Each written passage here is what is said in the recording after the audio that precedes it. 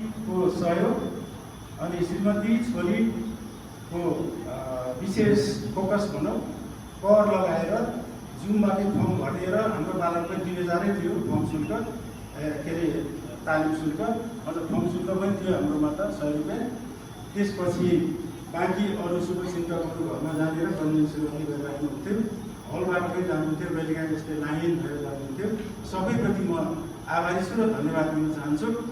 अनि दीक्षित पनि घरमै हवन पनि घरमै गऱ्यौँ, त्यो भिडियो गर्नुपर्ने होला। त्यसपछि अब यो यात्रा सुरु भयो। डक्टर साहबले उहाँ नभनेको भए म के गर्थेँ होला, कन्टिन्युटी दिन सक्ने थिएँ कि थिएन। तपाईँलाई ठिक हुन्छ औषधि हुन त म एलोपेथिक डक्टर हो, तर मैले तपाईँको समस्या हेर्दाखेरि तपाईँलाई धेरै नै साधना चाहिन्छ।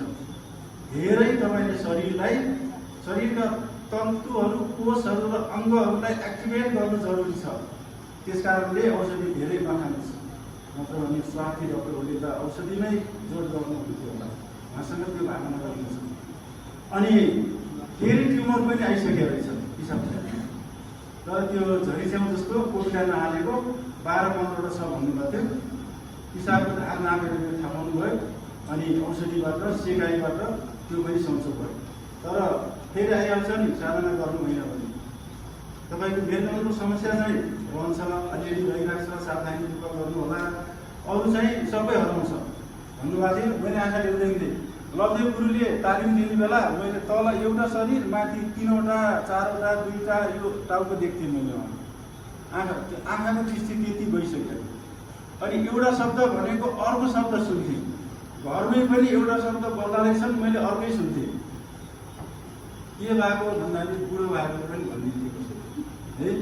अनि तर पनि मैले कहिले पनि त्यो मेरो त्यो सानोको विशेषता के हो, मन कहिले पनि सानो भएन। म मरिहाल्छु भनेर 1 सेकेन्ड पनि मेरो मनमा आउँदै आएन। कतिपय शुभचिन्तकहरूले बरु यसो गरेर त्यो आँसु पुछेको देख्थेँ, मर्छ भनेर त होला जस्तो लाग्थ्यो मलाई। तर मेरो मनमा चाहिँ त्यो आएन, आफूलाई यसरी बढाउनु पर्ने रहेछ। त्यस कारणले त्यो अब सबै लेख्यो भने किताब बन्छ, मैले अघि नै भनिसकेँ है। अब त्यो हालतमा पनि मैले माथिबाट तल, तलबाट यता, बाङ्गो यता कता गरी ह्यान्डआउट त्यो यहाँ मैले त्यति डायरी त्यति धेरै लेखेको दिँदैन, धेरै जाँदाखेरि थोरै लेख्नु भएको हुन्छ। मैले त उहाँले गराइरहनु भएको छ गुरुले।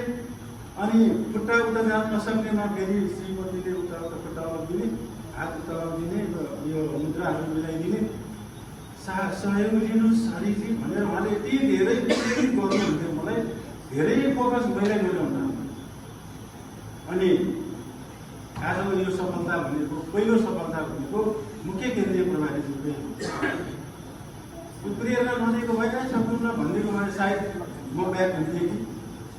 अनि त्यो डायरी यसरी तयार गर्दै गएछु, अन्जानमै त्यो 3वटा भरेको रहेछ कविहरू। पछि त्यसलाई फेरि अर्कोचोटि अलिअलि औँला चल्ने भएपछि यो मुठी पर्दैन थियो, यति मात्रै हुन्थ्यो। बाटोमा केही फस्यो भने अर्कालाई यो माथि पुऱ्याएर यहाँ राखिन्छ त भन्नु।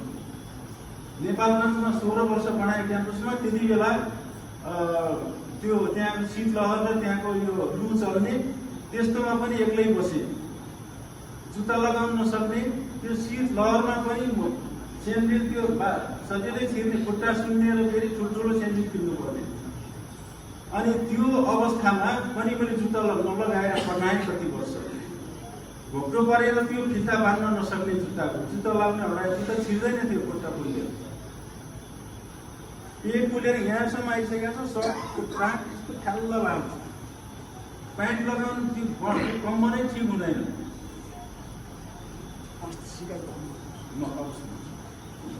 त्यसपछि तर पनि त्यो आत्मबल घट्दै घटेन, आत्मबल बढाउँछु भनेर बढाए होइन, अटोमेटिक मेरो जन्मजात त्यो खालको रहेछ आत्मबल।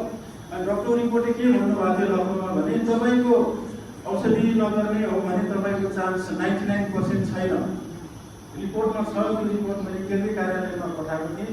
त्यही कारणले मलाई कार्यकारीले, त्यो विश्वविद्यालयको कार्यकारीले घर बाहिर पठाइदिएको हो। सायद हुँदैन मान्छे भनेर घरै पठाएको हो, नत्र भने सौगाको सम्भावना थिएन। अनि मैले यहाँ आइसकेँ, 10 महिनासम्म रेस्ट गराएँ क्याम्पसले, ढाकेले मात्रै गराएर। यहाँ आएर फेरि 10 महिना रेस्ट गरायो। त्यसपछि मात्रै अलिअलि सन्चो भएपछि एउटा क्लास दुईवटा क्लास गर्दै दिन सकियो हो। अनि साधनामा अनि बिहान क्लास पनि यही टाइममा हुन्छ। अनि यहाँ म नियमित हुन सकेको थिइनँ। 1 वर्ष अगाडिको र 1 वर्ष पछाडिकोमा धेरै फरक भएको छ आफूले महसुस गरेको। सायद बिरामी थियो भनेर साधना गराउँदाखेरि अरूको लागि सबैले म त्यो अनुमान गर्न सक्नुहुन्न। किनभने 1 वर्षदेखि म एकदमै दैनिक जस्तो लगभग दैनिक भइरहेको छु। त्यति फरक हुँदो रहेछ। मैले यहाँलाई के अनुरोध गर्छु भने दैनिक साधनामा गरिनु पर्ने रहेछ। अब सुनाउँदा कहिलेकाहीँ त्यस्ता अरूले छुटेका कुराहरू धेरैले छ। बाँकी रह्यो आचार्य क्रममा। अब यो गएको जेठ महिनाको 22 गतेदेखि यहाँ हाम्रो अर्को समिति गठन भएको हलमा व्यवस्थापन समिति। त्यो बेलामा प्रदेशले, जिल्लाले अनि नगरले तपाईँ बस्नुपर्छ समितिमा भनेर मलाई अनुरोध जस्तै गर्नुभएको थियो। अनि मेरो क्लासको टाइम एउटै हुन्छ भनेर फेरि अलिकति गाह्रो भएको थियो। तर उता मिलिहाल्यो। यता पुरा साधना गर्न पाउँछु। ठिकै छ, मलाई लाइफ लङ गर्नुपर्छ क्या र त्यो म बसिबस्नु पर्छ भनेर बसेको थिएँ। समितिमा बसिसकेपछि पुनः ताजगी तालिममा जाँदैन भन्नु त लाजै गर्नुहुन्छ। कति जिम्मेवारीको हैसियतले पनि मैले त्यो महसुस गरेँ। अनि म जान्छु भने सबैलाई भनेको हो, यहाँको सूचना खोजेको हो। अनि मौखिक रूपमा पनि भने, घरबाट फोन गरेर पनि भने। तर हामी 3 जना मात्रै जान सफल भएन। विविध कारणहरू जान सकिँदैन। समस्याको कारण पनि रहेछन्। समस्यालाई पनि ख्याल गर्नुपर्ने हुन्छ। अरू पटक पनि आउन सक्छन्। पुनः ताजगी तालिमहरू हामी अवश्य पनि जोडिन्छ। त्यहाँ गइसकेपछि अहिले प्रदेश प्रधानले पनि भन्नुभयो, सबै जानेहरूले पनि त्यहाँ सहभागी हुँदाखेरि पनि महसुस गर्नुभयो, अपलोड पनि गर्नुभयो। हामी रातिहरूले त्यो डाँट चाहिँ खाने, गाली खाने केही पनि गरेको है। हामी जुन 3 जना पुनः ताजगी भनेरै गयौँ। हामीले जिम्मेवारी पुरा गऱ्यौँ, साधना पनि गऱ्यौँ। अनि मैले त्यो अगाडि सहयोग शिक्षक तालिम दिने बेलाको जुन ह्यान्डआउट हो त्यसलाई टाइप गराएर किताब जस्तो गराएर बाइन्डिङ गराएर त्यो हरिद्वार पनि मेल गरिदिएको थिएँ। त्यसपछि यो बाली पनि त लगेर गएको थिएँ। कहिलेकाहीँ प्रस्तुत गर्न भनिहाल्नुहुन्छ कि त त्यो भएर त यसको के काम भनेर भनेर लगेर गएको थिएँ।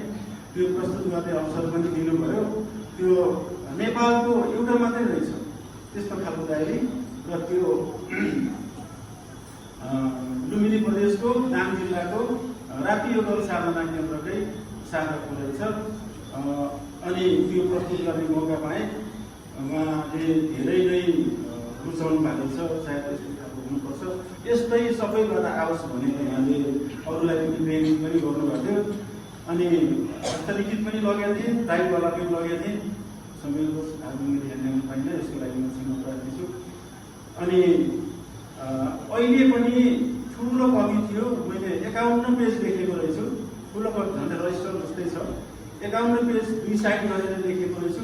सुन्दै पनि जाने, साधना पनि गर्दै जाने, लेख्दै पनि जाने।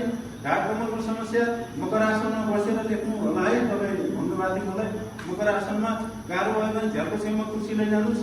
अनि ढाड कमर गर्दनलाई सिधा पार्नुहोस्। अनि त्यहाँबाट सुन्नुहोस् भन्नुभएको थियो। त्यो पनि गरेँ। अनि भुजङ्गासन पनि गर्दै गर्नु होला भन्नुभएको थियो। लामो समय यसरी बस्नु हुँदैन, ढाड कमर गर्दनको समस्या हुनुले। त्यस कारणले त्यो सावधानी एकदमै पाइलामा अप्नाउनु पर्दो रहेछ। हामी यही छौँ, सबै यही छौँ। सबैले एकले अर्काको सिप, कला, ज्ञान, अनुभव सबै सेयर गर्नेछौँ। यो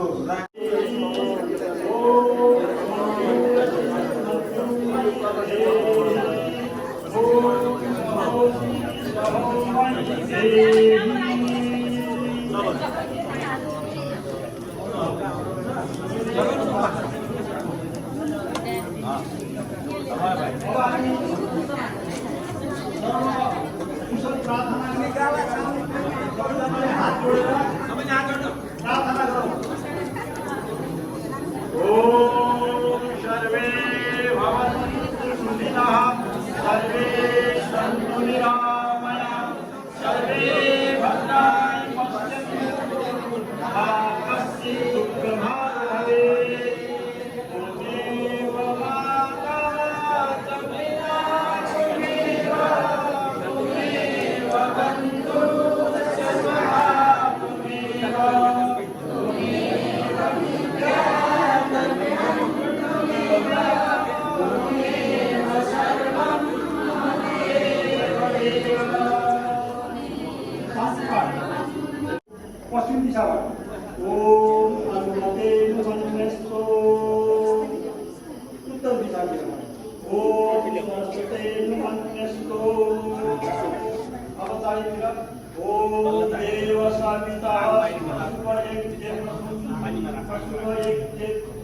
भगाय दिव्यो गन्धर्वकेतपुः एतं नः पुनातस्पतिर्वासं नः क्रोधतु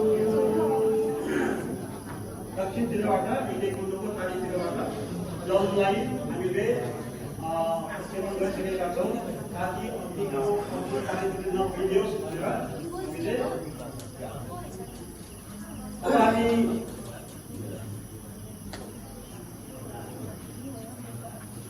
उत्तरतिरको कुनामा यज्ञलाई घिउलाई हवन गर्छौँ। ओम अग्नये स्वाहा यमने धन्यवाद। ओम सोमाय स्वाहा यम सोमाय धन्यवाद। फेरि बिचमा ओम इंद्राय स्वाहा यम इंद्राय धन्यवाद। अब हामी ज्योतिः सूर्यः स्वाहा। ओम सूर्यो वर्षो ज्योतिर्वर्षः स्वाहा। ओम ज्योतिः सूर्यः सूर्यो स्वाहा। ओम स्वाहा। ओम सविदेवेन सविता वसुरात्रेन्द्रवस्या दुषाणो अग्निर्वेतु स्वाहा। मंगले प्राणाय नमः। ओम भूर्भुवाय पानाय स्वाहा। इदं वायवे पानाय